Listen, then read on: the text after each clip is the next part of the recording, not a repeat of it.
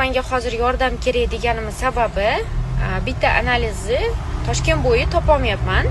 Agar kim shu analizni bilsa, bu ko'proq ekosentrlarda bo'ladigan analiz, chunki buni imенно o'sha laboratoriyada ko'riladi. Men ko'proq bizda, misol uchun, suprujskiy para kelsa, oldimizga nimagadir ayoli kletkasini atsitini yetilishiga, zrelostligiga, boshqasiga e'tibor beramiz, lekin erkak kishinikini esimizdan chiqarib qo'yamiz ko'proq. Поэтому menga вот этот анализ очень нужен. O'tgan safar ham topolmaganman. Называется именно тест на функциональную зрелость сперматозоидов.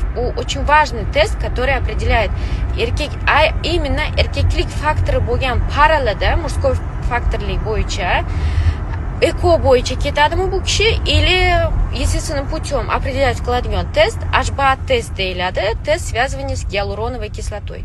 Shu analiz topishim kerak.